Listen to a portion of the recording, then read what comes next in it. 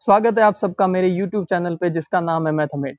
आज मैं एक क्वेश्चन लेने जा रहा हूँ। Question is find the number of integral values of x in the domain of function f where fx is equal to root of ln mod of x plus root of 7 mod x minus mod x square minus 10।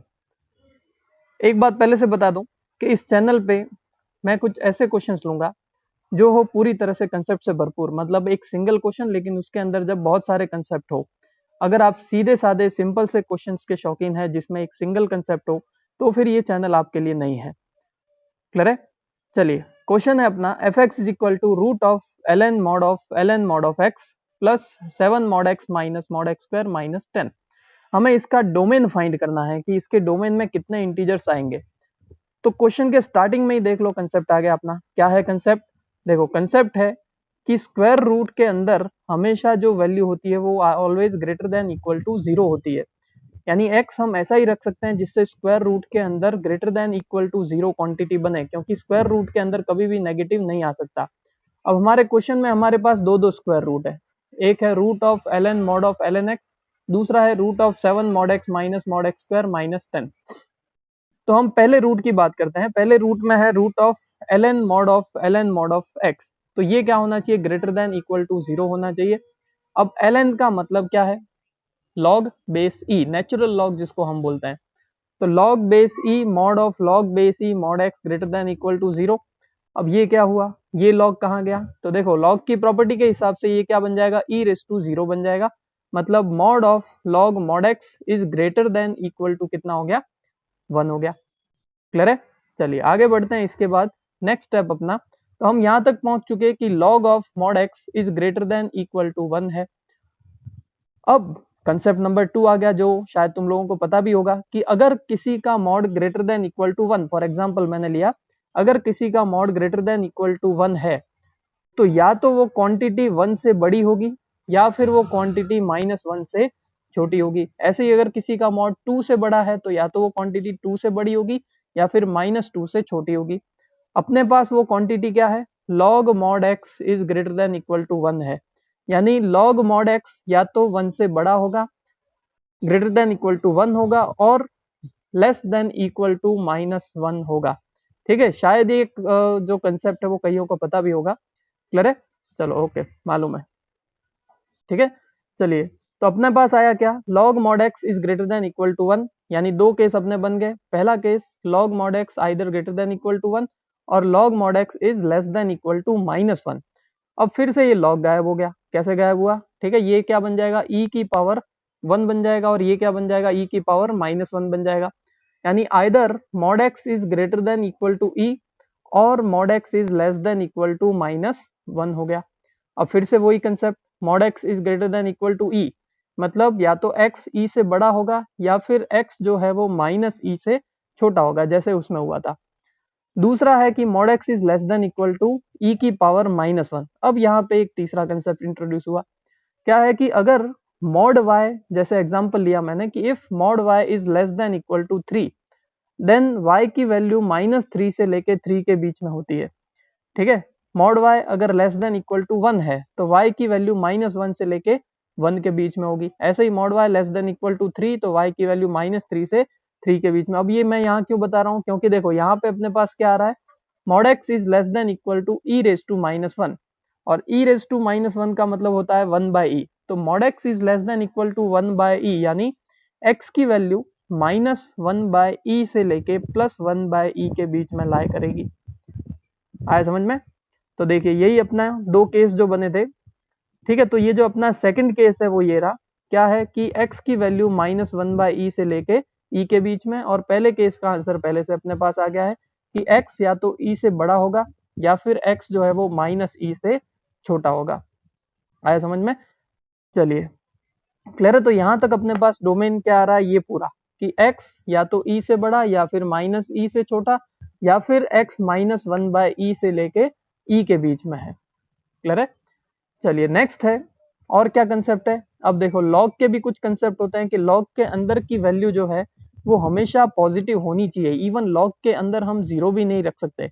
वैसे log के base की भी conditions होती है, आपको मालूम होगी। क्या होता है? कि log का बेस जो है वो भी 0 से बड़ा होना चाहिए, लेकिन वो 1 नहीं हो सकता, ठीक है ना। log का बेस कभी भी 1 नहीं हो सकता। यानी क्या आएगा अपने पास, हमारे पास अब देखो कितने log है, दो log है यहाँ पे, एक ln mod x, यानी एक इस ln के लिए ये जो अंदर है ln mod x वो क्या होना चाहिए, ग्रेटर देन 0 होना चाहिए, ठीक है। तो mod of ln mod x 0 से बड़ा होना चाहिए। अब तुम सोचोगे कि मॉड तो हमेशा ही पॉजिटिव होता है, आया समझ में, लेकिन 0 भी होता है। तो चलो पॉजिटिव तो है, ग्रेटर देन इक्वल टू 0 है वो, तो अपना इक्वल टू 0 जो है वो नहीं होना चाहिए। यानी mod of ln mod x is not equal to 0, मतलब ln mod x is not equal to 0। अब ln mod x 0 कब होगा, सोचो कब होगा, जब mod x की वैल्यू क्या हो, 1 हो तब। यानी जब mod x 1 हो तो ये 0 होगा, मतलब mod x should not be equal to 1। यानी x जो है वो प्लस माइनस 1 नहीं होना चाहिए, क्योंकि x की वैल्यू 1 भी पॉसिबल, 1 पे भी mod x 1 ही होगा, और x की वैल्यू -1 पे भी mod x 1 ही होगा। ये तो हुआ इस बाहर वाले log की बात, लेकिन उसके बाद देखो अपने पास ये अंदर वाला log भी है। तो अंदर वाले log के लिए, log के अंदर की वैल्यू कौन है, mod x है, तो ये भी क्या होनी चाहिए, 0 से बड़ी होनी चाहिए। तो mod x 0 से बड़ा होना चाहिए, फिर से वही बात, mod है तो ये तो पॉजिटिव होगा ही, लेकिन ग्रेटर देन इक्वल टू 0 होता है।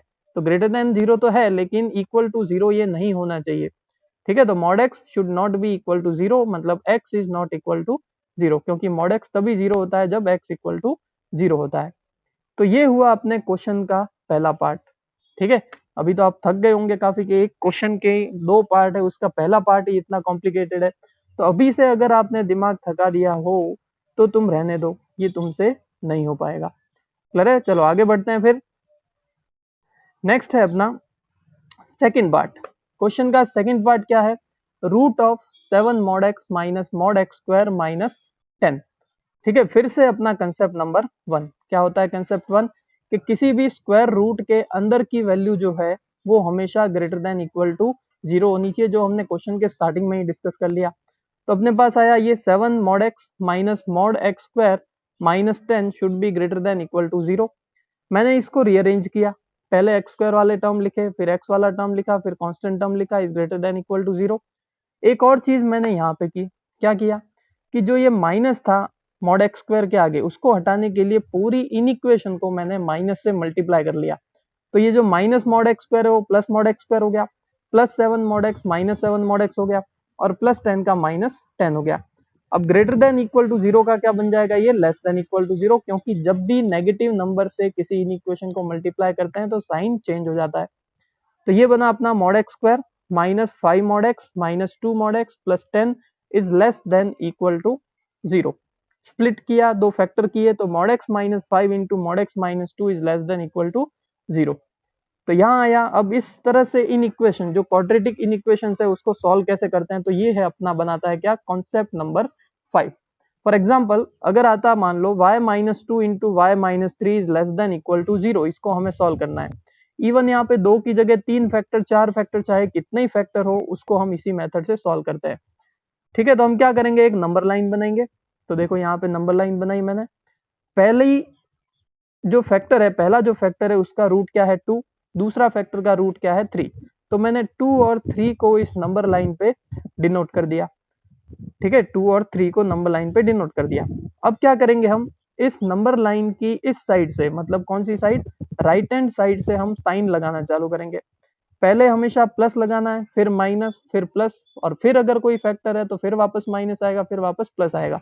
यानी हमेशा ऑल्टरनेट चलेगा, लेकिन ध्यान रखना है, कंफ्यूज नहीं होना है, हमेशा राइट साइड से स्टार्ट करना है, plus minus and so on लगाना है।